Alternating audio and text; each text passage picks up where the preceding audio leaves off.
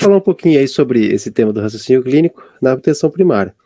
O raciocínio clínico, né, essa habilidade que a gente precisa desenvolver, em primeiro lugar, para fazer o diagnóstico das doenças, né?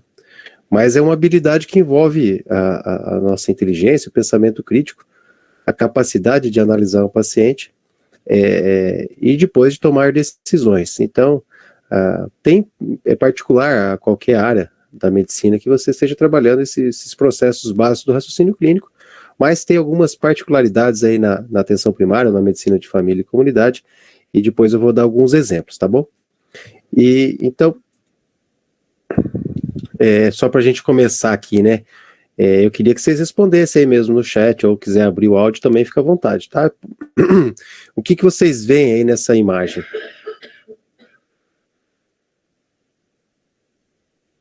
E aí? Um rosto, né? O que é isso? É um rosto, né? Então, a gente enxerga aqui, né? Aqui a gente parece enxergar um rosto. Todo mundo já brincou de olhar para o céu e ver nas nuvens algumas imagens, né? Então, você imagina lá um elefante, um passarinho, um avião, enfim, o que você quiser.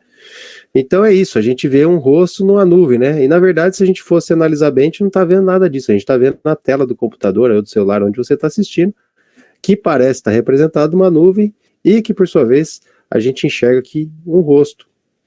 E isso aqui é uma característica dos seres humanos, né? A gente olha para isso aqui, a gente imagina o que será? O que parece para vocês isso aí que vocês estão vendo aí? Parece um leão, né?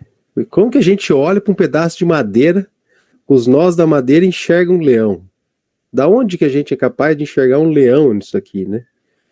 E a mesma coisa aqui, né?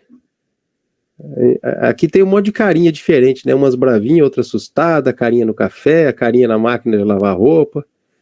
A gente enxerga caras, onde não tem, obviamente, cara nenhuma, né? Até essa aqui, né? Que bonitinha que é, aqui, o nariz tudo, né? Uma pia. E isso é porque a gente tem essa coisa no ser humano que a gente, de alguma maneira, a gente é feito para reconhecer faces, porque é uma coisa muito importante que a gente reconheça a face. Então a gente acaba vendo face, inclusive, onde ela não existe, e até brinca com isso. E a gente reconhece padrão, então no fundo é isso, a gente olha para certas coisas e reconhece um padrão. Então, se tem duas bolinhas, um negocinho no meio e algo embaixo, isso daí a gente já reconhece como sendo um rosto, porque é um padrão de rosto, né? Então essa é a nossa intuição, a gente olha rapidamente uma coisa e meio que já percebe, né? Isso você pode até observar no seu ângulo de visão. Você está na sua casa aí, você está focado na tela, você não consegue descrever o que está do seu lado olhando para frente, mas você sabe o que tem. Então a gente meio que constrói as imagens, né, através de pequenas indicações das quais então a gente tem essa intuição do que possa ser. E a gente olhando para isso agora, o que isso aqui parece para vocês? Quem conhece isso aqui? O que vocês acham? Agora é a hora de doença. Que doença que é essa? Alguém sabe? O Juan, Mariano, o Cleito já falaram aí, herpes zoster. Vocês já viram herpes zoster? Vocês que acertaram que era herpes zoster? Vocês já viram zoster? Como que vocês sabiam que isso era zoster? Essa é a pergunta. Como você sabia que era zoster? Pode falar, como que você sabia que era zoster, Juan?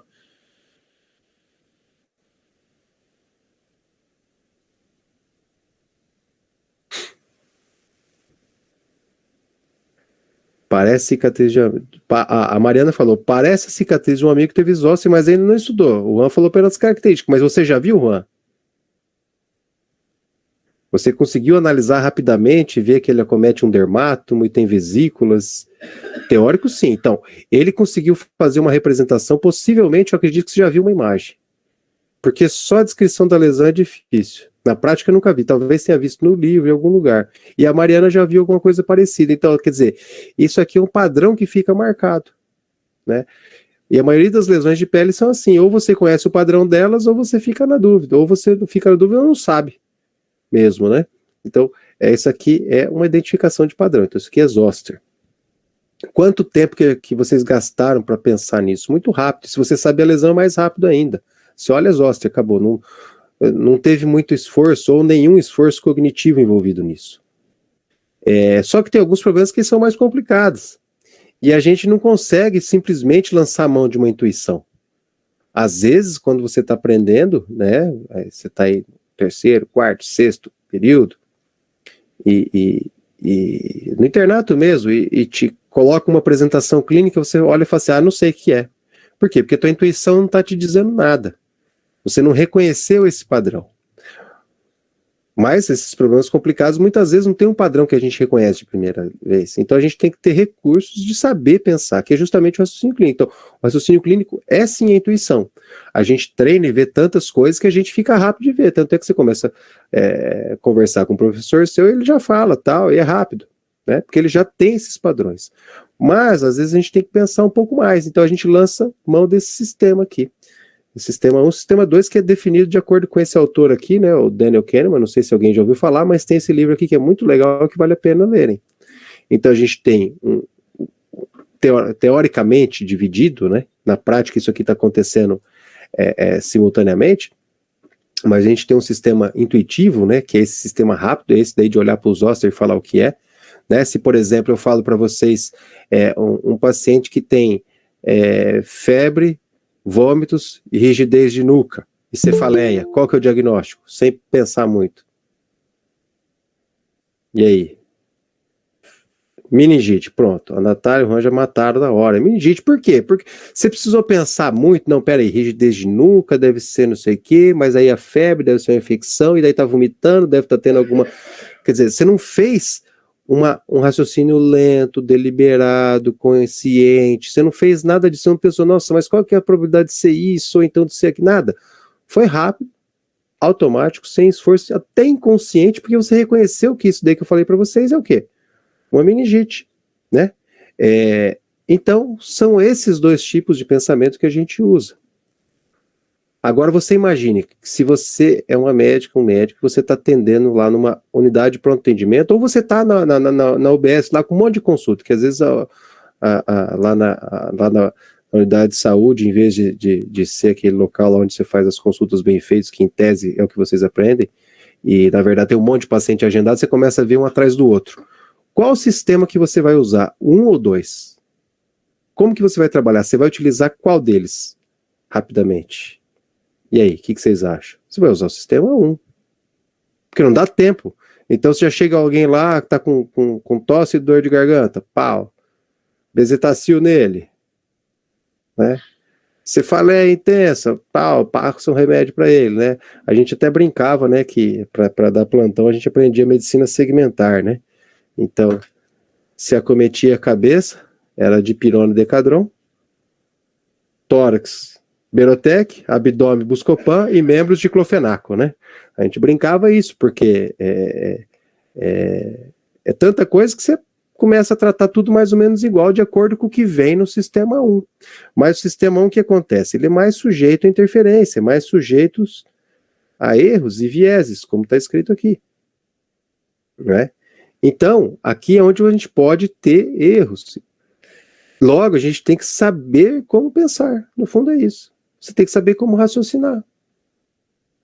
E a gente, então, a gente não usa só o sistema 2, que seria melhor, por quê? Porque consome tempo e consome energia, cansa. Né? Cansa. Por que você cansa muito depois de uma prova? Ora, porque você está gastando muita energia mental, claro. Então, o que acontece na prática é isso aqui. O paciente chega com um problema clínico, como eu mostrei para vocês, vai lá para o seu processador de padrões, vulgo cérebro. Sua inteligência, não é nem o cérebro, é a inteligência, porque cérebro outros bichos têm, a gente tem o cérebro inteligente. Reconheceu o padrão? Beleza, a gente chega no diagnóstico. Não reconheceu padrão nenhum? Se você não sabe o que faz, você não chega em nenhum diagnóstico, você pede exame. Se você sabe o que faz, você vai para um raciocínio analítico e tenta, por sua vez, através da maneira correta de pensar, a chegar a hipóteses diagnósticas. Porque, na verdade, o que a gente tem que fazer no raciocínio clínico não é chegar a uma resposta imediata como se fosse uma prova de alternativa. Não. O ideal é que a gente sempre tire 3 hipóteses diagnósticas, mesmo que seja um caso fácil.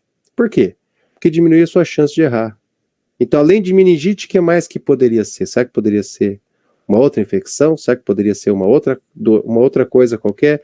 Enfim, vale a pena ter essas 3 hipóteses para que você pense. Então, acho que a primeira coisa para que vocês aprendam sobre raciocínio clínico não é jogo de acertar. Isso aqui é jogo de fazer hipóteses corretas para que você tenha um processo diagnóstico adequado. Então, você está lá no pronto-socorro, você chega um paciente com dor torácica, você tem que fazer um diagnóstico rápido. A gente até transforma isso daí numa heurística, numa regra do dedão, ou seja, uma coisa rápida. Chegou o paciente com dor torácica no pronto-socorro, a gente já pensa em 4 coisas. Infarto ou síndrome coronariana aguda, dissecção de aorta, TEP ou pneumotórax. 4. Mas são só essas 4 que causam dor torácica? Você pode pensar, mas sei lá, um espasmo esofagiano e outra coisa. Olha, essas são as 4 que matam. Então você tem que descartar uma dessas 4, ou confirmar alguma delas. Se não for nenhuma dessas 4, beleza, o paciente não vai morrer, interna, vê depois. Se for uma dessas 4, você tem que agir imediatamente. E o que acontece na atenção primária é que muitas vezes o paciente que chega lá para você, ele não vai estar com um problema que vai matar ele. Ou seja, você vai poder vê-lo transversalmente, longitudinalmente, através do tempo. Ou seja, você vai marcar, vai pensar nessas hipóteses, vai rever esse paciente e vai conseguir fazer um diagnóstico adequado. Bom, então o diagnóstico tem essa estrutura aqui. Uma coleta de dados que tem foco na família e comunidade, como vocês vão estudando aí na liga, vocês vão vendo o que é importante você pensar com relação à família e comunidade. Será que tem coisas diferentes que a gente tem que pensar? Por exemplo, o que vocês já viram aí que é importante e que é um diferencial até de dados que o médico de família e comunidade costuma procurar aí nas suas anamneses, nas suas investigações? O que vocês lembram aí? Pode colocar aí. O que tem de diferente que o médico de família e comunidade faz no seu diagnóstico? O que são as coisas diferentes que ele procura? Coloca aí para mim, fala para mim. Muito bem. Tem os hábitos de vida, quer dizer, a gente vai perguntar, um paciente aí que vai no cardiologista, que vai no nefro, por exemplo, a gente procura perguntar os hábitos de vida também. Aqui no caso tem alguns a mais aí que você colocou, né? Então, então aqui começar, por exemplo, contexto social, que você tem que fazer uma exploração mais ampla disso daqui do que normalmente se faz, condições de moradia, não é? O que mais? Aspectos do ambiente que o paciente vive. Exato. Com quem o paciente convive, com as relações de trabalho, por exemplo, uma doenças contagiosas, onde que pode estar vindo, onde que não pode estar. Então, isso aqui seriam a coleta de dados, qualquer médico tem que fazer, e esse foco na família e comunidade são essas coisas particulares. Então, você está fazendo isso tudo por quê? Porque a gente quer ser legal e entender o paciente? Não. A gente precisa fazer um diagnóstico de acordo com esta realidade que você se dispôs a trabalhar. O resto faz parte? Faz parte, mas o foco é esse. Ok? Depois, a gente tem aqui também o conhecimento médico, que envolve, lógico, o conhecimento epidemiológico, e depois os nossos processos de raciocínio. Então, o que a gente faz, no fundo? A gente pega os dados que o paciente tem, junto do nosso conhecimento, e através de um processo de raciocínio, a gente faz o diagnóstico. É isso.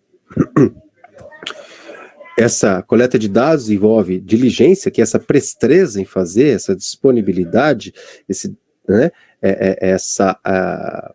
espécie de, não só de rapidez, mas de fazer aí com ânimo, com ímpeto, né? Depois o estudo e a experiência. Então, nós vimos aqui no caso do Zoster, o Juan falou que tinha estudado, talvez tinha visto imagem. E depois a Mariana, se não me engano, falou que tinha visto algo parecido numa amiga. Legal, então, estudo e experiência, os dois juntos. E depois o processo de raciocínio que envolve pensamento crítico, lógica, né?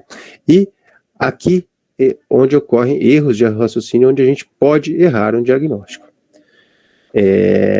Então, como que funciona o processo de raciocínio clínico? Então, em primeiro lugar, nós temos aqui a história do paciente, vocês sabem.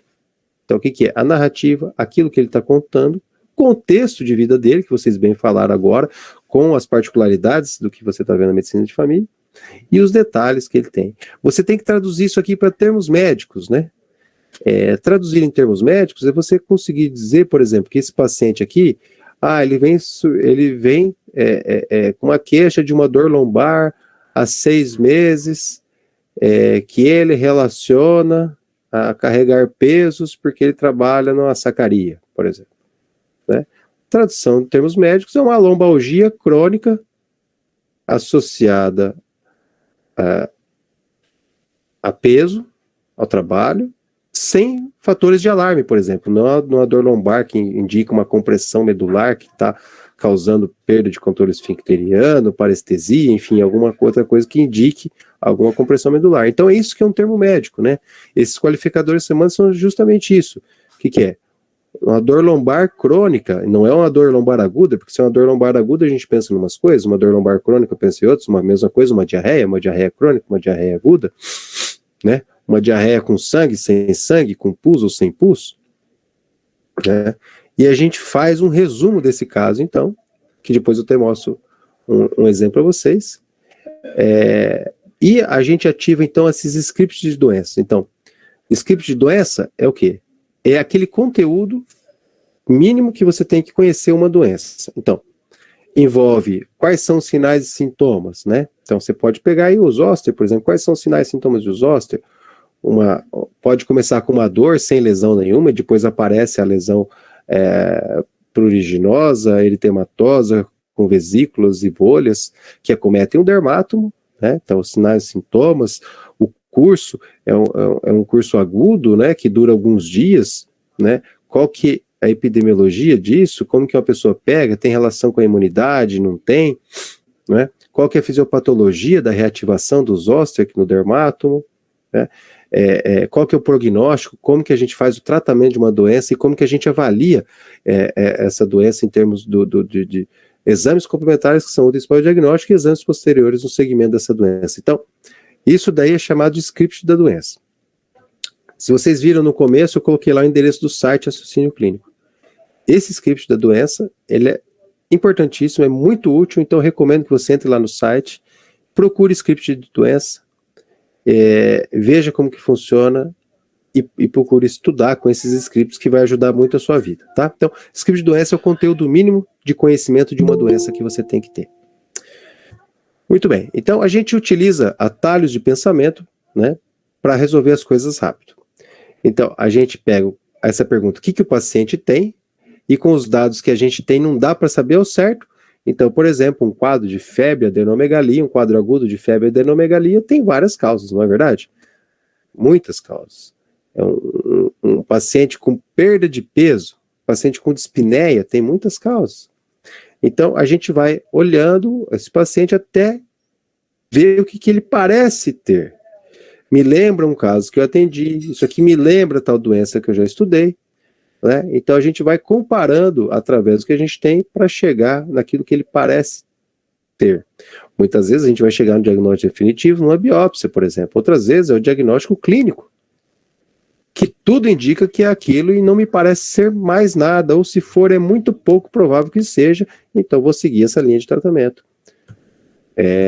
Então, isso aqui, esse pensar rápido, por exemplo, né, a gente leva esse monte de coisa chamado viés. O que é isso aqui?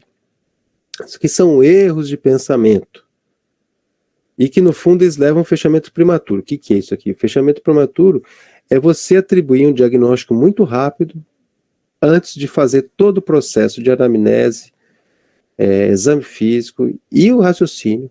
Isso. Então é você ver e começar a atribuir um diagnóstico sem terminar de ver. Naquele caso que eu estava falando para você está atendendo lá numa UPA, numa OBS movimentada, muita gente, você começa a atender um atrás do outro. O que você faz? Você começa a lembrar das coisas que você viu recentemente e começa a achar, eu acho que é isso aqui, está tendo um monte. Mas você não sabe se é, porque você não avaliou corretamente, foi muito rápido, ou seja, você fez um fechamento prematuro, você atribuiu algo que era muito rápido, a partir daquilo que estava vindo na sua cabeça, porque estava mais fresco. Vou dar alguns exemplos aqui. Então, pega esse caso, eu gostaria que vocês respondessem aqui no chat, tá? Então imagine aqui, não fui eu que criei esse caso está esse problema aí, né? Está naquele livro que eu já citei. Então imagine aí, essa moça, mulher de 32 anos, solteira, que ela é quase brilhante, ela graduou-se em filosofia, e que quando estudante era profundamente preocupada com assuntos de discriminação e justiça social. Agora vocês respondam aí para mim no chat, não precisa ficar pensando muito não, veja aí e responda. O que vocês acham que é mais provável que seja a profissão da Linda? Opa, aqui. O que vocês acham que seja mais provável que seja a profissão da Linda? Professor de educação infantil? Trabalha em yoga? Em livraria pratica yoga? Vendedor de segura? Bancária? Motorista de ônibus? Bancária ativa em movimento das mulheres? O que vocês acham? A, B, C, D ou E? Vamos lá. Ninguém vai perder nota se responder errado. Não tem resposta errada também. Vai lá. Só o Cleiton. A ou B? A. A. A. A. O que mais? Ninguém acha que ela é bancária, que trabalha vendendo seguros, que ela... Volta. O quê?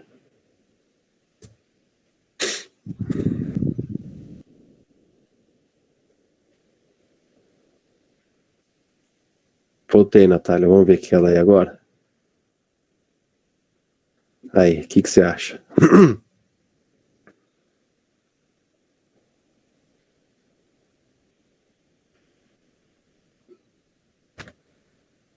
F, pode ser F. Difícil, mas poderia ser bancária, a Natália pensou. E ativista. Muito bem.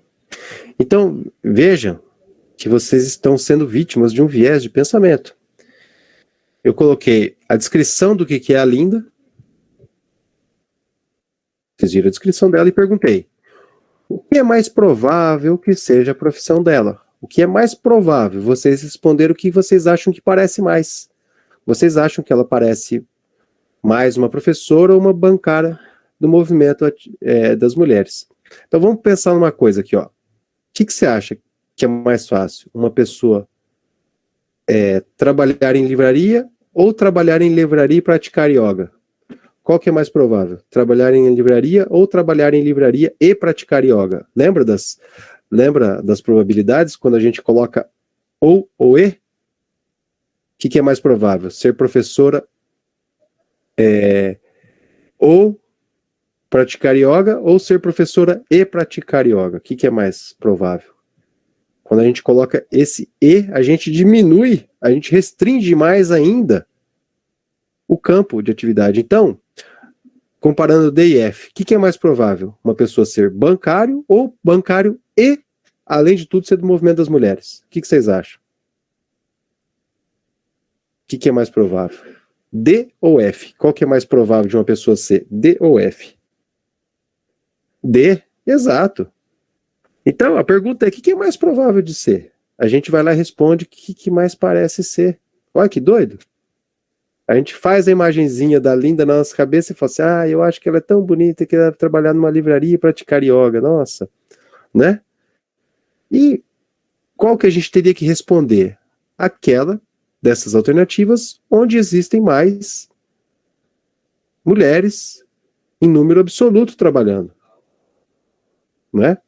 Então, o que será que tem mais no Brasil? Professor de educação infantil, trabalhadores de livraria e praticantes de yoga, bancárias, motores de ônibus tem pouco. Então, possivelmente, ou é professora de educação infantil ou é bancária, que são as profissões que mais tem gente empregadas dentre essas opções, não é verdade? O que vocês acham? Vocês concordam ou não? Ou ficaram perdidos? Se não concordar, não tem problema também, não. Pode falar, não, mas eu acho que a gente tem que achar o mais parecido, tá? O mais provável é o mais parecido, né? A gente não sabe se o mais parecido é o mais provável. Pode ser mais parecido pra gente, né? Muito bem. Então, é isso que acontece. Em vez de a gente responder o mais provável, a gente achou que fosse o certo, aquilo que fosse mais parecido, aquilo que veio na cabeça em primeiro lugar. Agora, esse aqui eu acho que vocês já vão conseguir responder. Então, pensando de novo aqui, ó. Tem aqui a Bianca, que ela é formada em letras, gosta de flores, gato, solteira, usa óculos, é tímida. Certeza que ela trabalha em livraria, né? É tímida, gosta de... formada em letras. Vamos ver o que é mais provável que ela seja. E aí, o que é mais provável que ela seja? A, B, C, D ou E?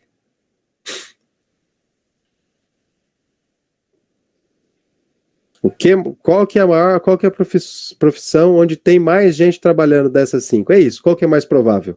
É aquela que tem mais acontecimentos. Não é a que parece mais. É aquela que tem mais gente. O que vocês acham? Tem mais bibliotecária ou funcionária pública no Brasil? É mais provável que ela seja funcionária pública, porque tem 1 milhão de vezes mais funcionária pública do que qualquer uma dessas outras profissões. Né? Então esse é o mais provável. Com esses dados, esse é o mais provável. Né? Aí se eu falasse tudo isso e dissesse assim, olha, e ela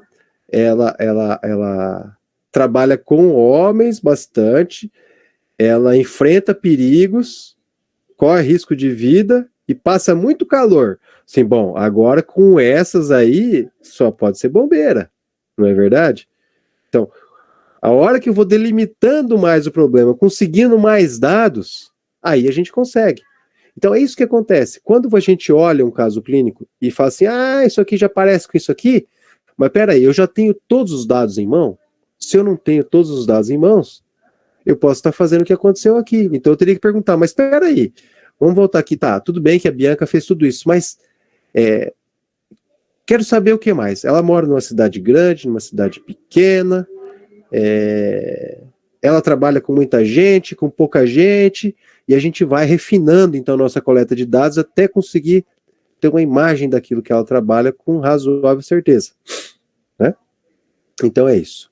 Ok? Muito bem. Então isso aqui abre esse problema aqui chamado de erros diagnósticos. Então um erro diagnóstico é todo diagnóstico que foi feito errado, tá? Então errado é o quê? Você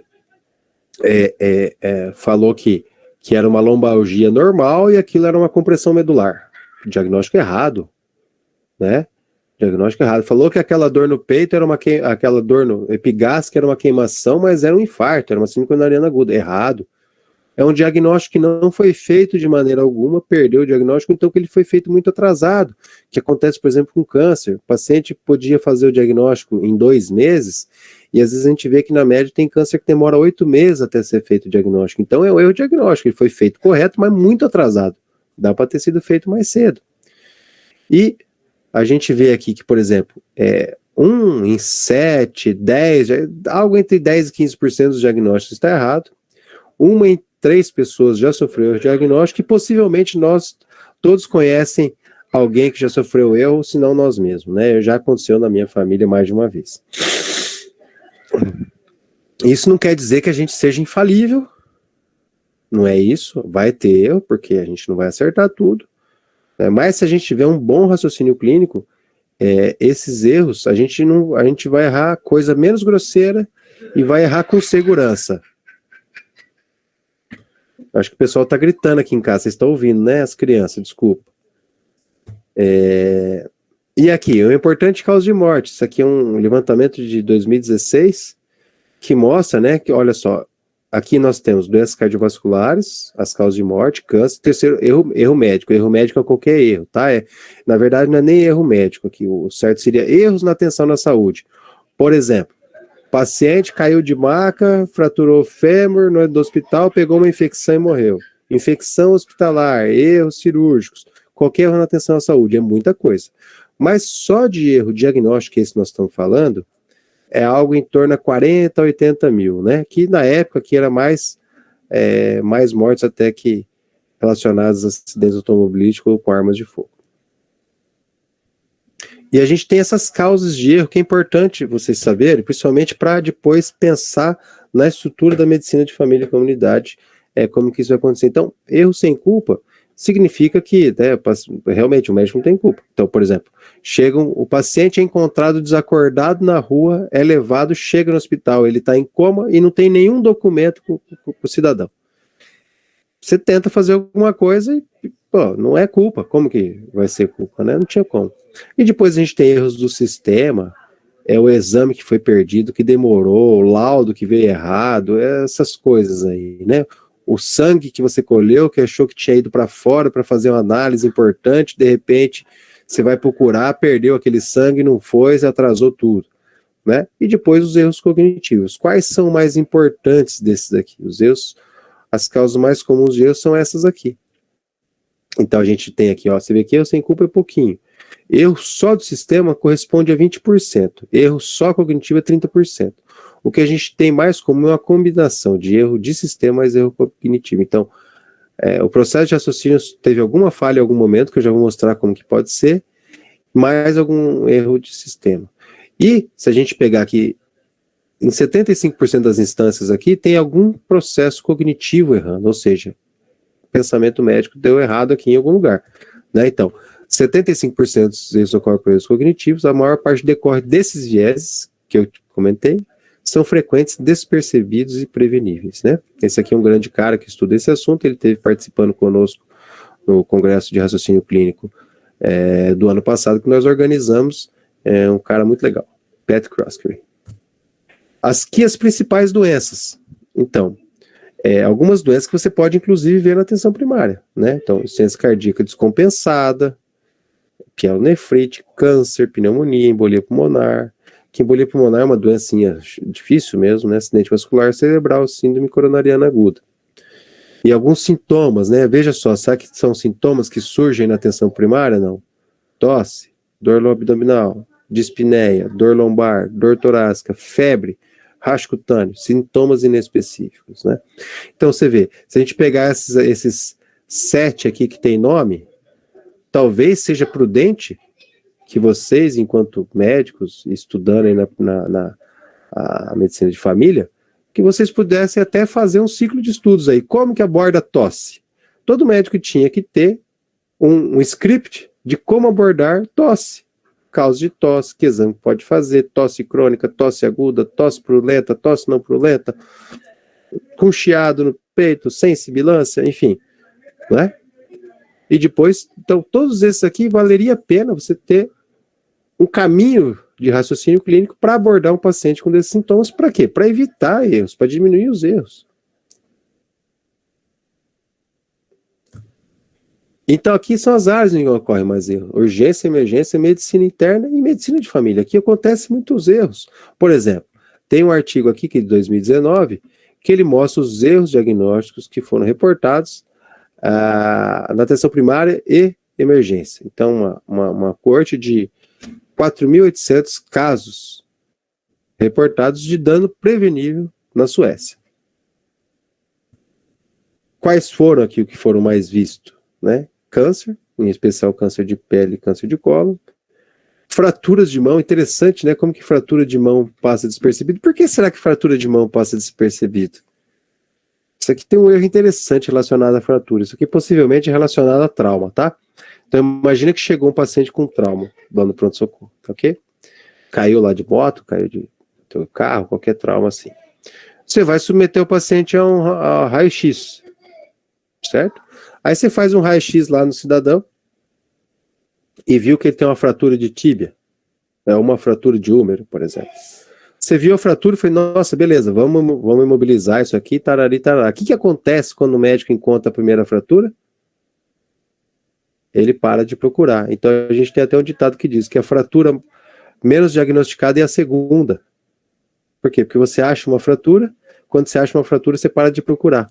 Então possivelmente na mão foi um tipo de fratura que não foi visto porque já tinham achado outra mais importante, né? Então passou percebido.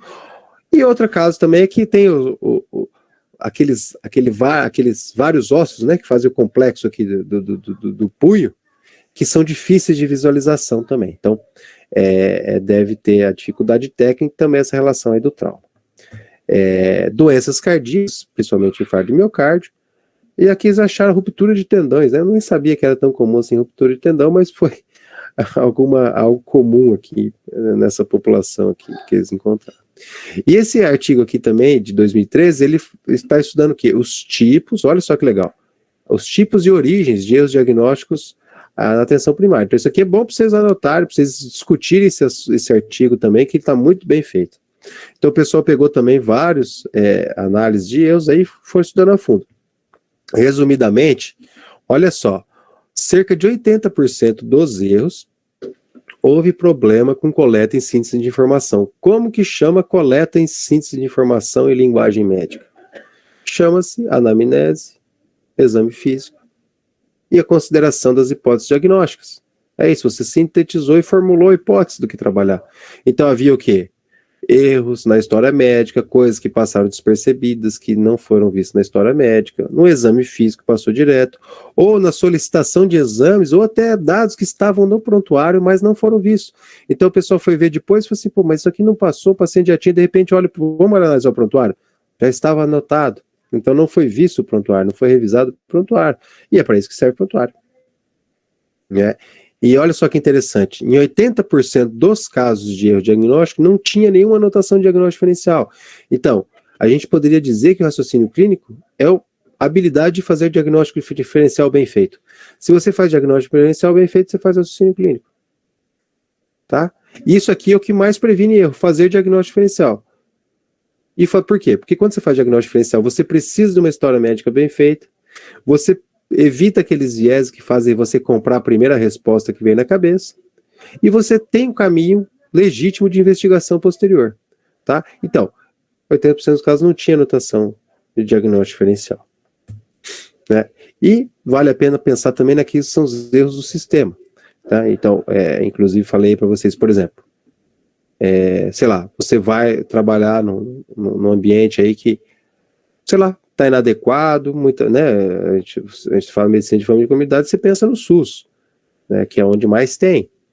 E quantos dos ambientes de trabalho do SUS são adequados? Né? Quantas unidades, hospitais, UBS que não tem uma estrutura adequada? Né? Isso aqui atrapalha a coleta de dados. Você imagina, você tá assistindo aula. Se você não está num lugar confortável, aquilo começa a te distrair, não começa? Aquilo atrapalha seu raciocínio durante uma aula. Você está assistindo a aula e do lado tem uma construção fazendo barulho, aquilo enche o saco. Você está numa cadeira desconfortável, enche o saco. O ventilador está fazendo barulho, enche o saco. Né? Então, aí imagina que você está trabalhando num ambiente inadequado. Está comprometendo a nossa capacidade cognitiva. Né? Então, muitas vezes o prontuário não está legal.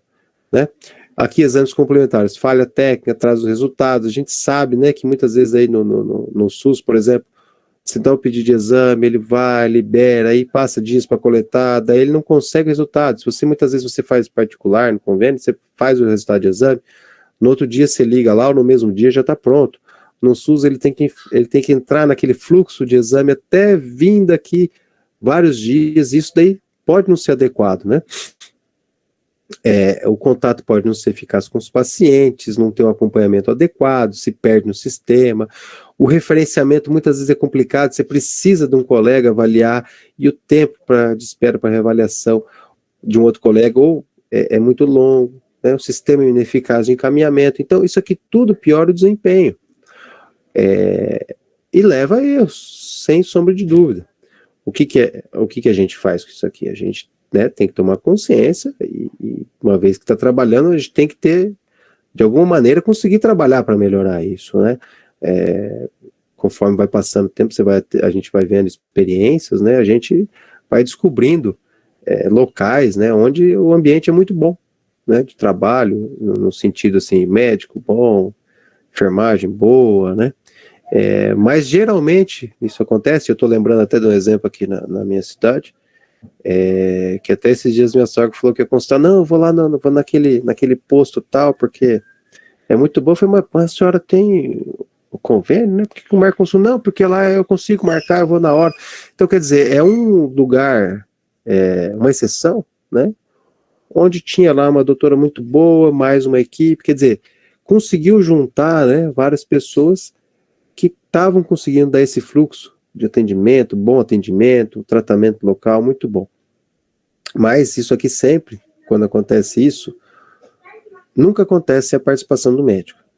Você pode ter enfermeira boa tentando trabalhar, mas se não tiver o profissional médico,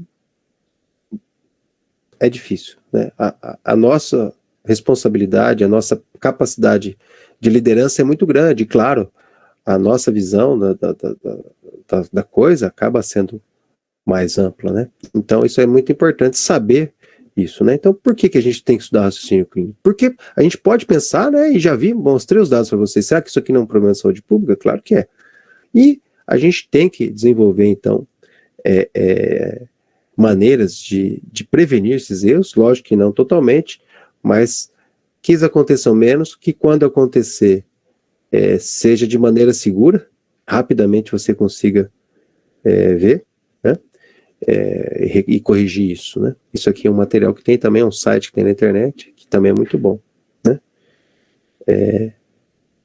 Então vamos colocar aqui um exemplo, né? Esse aqui é um exemplo muito interessante, porque foi um caso descrito mesmo no artigo, né? Então, tem aqui essa unidade básica de saúde X, que é numa cidade aqui do Paraná, dezembro de 2001, já tem bastante tempo, tanto a gente pegou aqui que já faz bastante tempo. Mas foi muito legal esse caso aqui que foi publicado, né? Então, um município pequeno, aí, quase 10 mil habitantes, uma economia agropecuária, madeira, indústria de transformação, beleza, cidadezinha pequena, com muitos operários, poderíamos dizer assim. E aqui foi publicado, então, nessa revista Ciência e Saúde Coletiva, né? Então, aspectos sociopolíticos da epidemia de toxoplasmose em Santa Isabel do Ivaí, aqui estão os autores. O que eles relataram, né? Eles analisaram a epidemia de toxoplasmose que ocorreu nesse período aí, final de 2001, começo de 2002.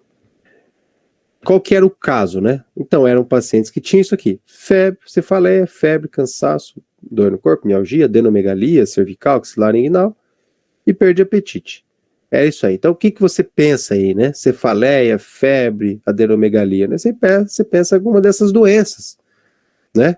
E teve vários casos atendidos na mesma semana. Então, o pessoal estava pensando, será que pode ser uma dengue? Pô, mas com adenomegalia, desse jeito, uma virose respiratória, pô, uma mononucleose já é melhor, né? Citomegalovirose, toxoplasmose já são melhores. Isso aqui são doenças que causam realmente adenomegalia, febre, né, dor no corpo, né, mais até do que essas outras que não costumam cursar com essa adenomegalia. Então, mas era isso que estava sendo pensado. O que aconteceu? Então, a gente tem aqui, né, digamos, chegou uma paciente lá, entre essas várias, e que era assim, 17 anos, branco, sexualmente ativo, quadro agudo de febre, adenopatia cervical e esplenomegalia, ok? Então, o que você pensa em febre aguda, adenopatia e esplenomegalia? O que você pensa dessas três aqui? Tem alguma que você pensa mais? Que poderia pensar mais? Vocês sabem? E aí, alguém quer tentar chutar aí? Não tem problema não. Se estiver errado, eu vou explicar depois. Nada? Estão com medo? Credo. Já estudaram causa de adenomegalia? Já estudaram, Mariana, causa de adenomegalia? Não? Então, muito bem. Então, isso aqui também é legal. A Bruna pensou em tóxico. Boa, tá certo. Eu estou falando do caso de tóxico, né? Isso aí. Então, depois vocês peguem lá. Isso aqui é um interessante. Adenomegalias aguda. Esse aqui que é o problema, né? É uma adenomegalia aguda com febre. Né? Infecção viral, sim, mas dessas aqui, talvez a mononucleose, talvez não, a mononucleose a gente pode pensar mais por conta da esplenomegalia, tá? Mas todas elas podem dar. Então, estão aqui, as três, né? Beleza. O que aconteceu? Então, o caso índice, aquele primeirinho que foi marcado, foi feito em dezembro, quando a esposa de um dos médicos do município, que também, né, ele foi secretário, tinha um hospital na cidade, um hospitalzinho na cidade, conseguiu fazer os exames e confirmou tóxico. Beleza, legal, achamos tóxico. Muito bem. Só que houve um surto nessa cidade. Por isso que as pessoas estavam indo lá, porque teve a contaminação de reservatório de água, porque tinha uns gatos malandro, uns gatinhos jovens malandro que estavam, né, desculpa o termo, mas estavam cagando na água, estavam infiltrando, estavam fazendo estava lá cheio dos oocistos, né? E a água era captada em poço artesiano. Ia para o reservatório, não passava por processo algum de filtração depois, porque vinha do poço artesiano, ia para o reservatório, beleza, só metia cloro lá na água, o que não é suficiente para matar isso aqui, embora seja muito bom, mas não suficiente. E o que aconteceu? Aí foram entrevistados aqui com pesquisa uma das médicas lá, que fez entrevista. Ela falou assim, olha, eu acho que as pessoas ajudaram sim, as outras pessoas de fora, né, foram lá falar alguma coisa, enfim, tal, procurar, né, mas o que faltou do nosso pessoal é que ninguém tinha experiência. Então, primeira coisa, ninguém tinha experiência com a doença. Que geralmente são quadros frustros, né, na infância, não causa mais nada e passa por alto mesmo, né? E de repente começou a ter vários, e começou a atender todo mundo. E olha só, ela começou pensando pequeno. Não pensamos enquanto epidemia. Então veja só. Ah, tá vindo aqui a pessoa doente. Então, aquilo que vocês falaram, que são as características, as particularidades da medicina de família e comunidade, no tocante à história, na amnésia, aqueles fatores contextuais, habitação, tal, de onde que vem, quer dizer, será que todo mundo vindo, estamos diante de uma epidemia local? E parece que sim, e de onde está vindo isso? E que doença é essa? Quer dizer, faltou esse diagnóstico que ela mesma reconheceu. Nós não pensamos enquanto epidemia, pensamos enquanto doença. Não sabia como separar o material, tal, investigar, e foi virando a bagunça, né? Não teve um direcionamento, né? Então também ninguém falou como tinha que ser feito, ou seja, também não havia nenhum tipo de protocolo a recorrer nisso. Então essa é uma outra coisa que ajuda muito, né? Então, quando você é atendido, por exemplo, num pronto-socorro lá, você tem o protocolo de abdômen agudo, por exemplo. O que é? São aqueles exames que você já pede em forma de protocolo para que não falte nada. Então não é para toda doença que você pede um protocolo, para toda hipótese que você pede um protocolo, não é um carimbo de exames, né? Mas em algumas situações é bom. Então, por exemplo, qual que é o protocolo para lidar quando várias pessoas surgem doentes aí com alguma coisa um pouco diferente, por exemplo, adenomegalia? Será que tem um protocolo para isso que ajudaria o profissional? Ninguém falou como tinha que ser feito, né? Então, tanto falhou em pensar maior, como ela reconheceu, e também mostrou uma falha do sistema. Qual é o protocolo para lidar com isso? Ou seja, levou aí a um erro, um atraso diagnóstico, onde outras pessoas mais poderiam ter sido contaminadas. Então, mesmo a competência clínica não foi acompanhada pela capacidade racional em termos de saúde coletiva. E os levaram a essa tentativa de enfrentar o problema com o arsenal terapêutico de individual. Então, para tratar uma pessoa estava indo bem, mas para identificar o problema de várias, encontrar a causa, o tratamento para essa contaminação falhou. Foi feito depois, tudo certo, resolveu tal, mas fica, né, essa visão aí, né? Então, claro que a medicina é uma ciência de certeza, uma arte de probabilidade, e a gente pode, nessa nossa vida, ter reação negativa diante da incerteza. E isso é importante para vocês jovens que podem ficar com medo, né? Na prática, né? O que eu faço com incerteza? E o diagnóstico, eu tenho que acertar tudo, né? Então, isso aqui geralmente leva a uma prática defensiva, que é pedir muito exame, no fundo, né? Internar desnecessariamente, porque está incerto, né? E às vezes você pode até pensar, pô, é melhor internar sem necessidade do que não internar do que não internar com necessidade. E não é bem assim, principalmente quando você não tem muitos leitos disponíveis, tal, isso aqui acaba sendo prejudicial até para outras pessoas, né? Dificuldade de lidar com a morte, com o luto, excesso de diagnóstico, excesso de exames, né? E claro que isso daí também pode ser estressante para você enquanto profissional. Então, quando eu falo para vocês, temos que fazer 3 hipóteses diagnósticas, a gente está trabalhando com hipótese, a gente não está trabalhando com certeza. A única certeza que a gente tem eu estou no caminho certo ou não? Essas 3 hipóteses que eu fiz estão boas ou não? Sim. Eu estou indo para um caminho bom? Sim. Eu tenho certeza disso. Eu tenho certeza do que é? Ainda não. Vou chegar a ter? Possível, possível. Pode ser que não tenha? Pode também. E as reações positivas, né? Você tem menos medo e angústia, porque você sabe o que você está fazendo. Quando você está fazendo o raciocínio clínico correto, você tem menos medo e angústia, porque você está seguindo o processo, ou seja, você confia no que você está fazendo, você consegue conversar melhor com o paciente, melhor relação com o paciente, É menos rígido e menos autoritário quando você não tem muita certeza e está com medo da incerteza, você não quer muito ficar dando satisfação pro paciente, né? Você, é assim mesmo e acabou. E você pensa de maneira mais clara. Então, algumas maneiras de lidar com o paciente, né? Isso, né? Um recurso é esse, você sempre pode fazer uma observação controlada desse paciente, né? Então, olha, está com uma suspeita talvez de apendicite, um quadro muito inespecífico, olha, não consigo fechar o diagnóstico, mas pode ser, você vai para casa, volta daqui 2 dias, enfim, reavalia, não tem problema, a gente pode, hoje é tão fácil, né, pesquisar, usar celular, né, conversar com colegas, a gente não pode trabalhar sozinho, é bom ter com quem dividir, né, conversar melhor com o paciente, identificar os problemas do paciente, como eu falei, olha, você está pedindo um exame, você sabe que pode demorar, será que tem como fazer alguma maneira disso aqui ser mais rápido? Será que dá para conversar com o radiologista para conseguir um laudo melhor, explicação melhor, né? Então a gente lida com incerteza, probabilidade, mas também com responsabilidade e liderança. Muito bem, era isso aí, pessoal.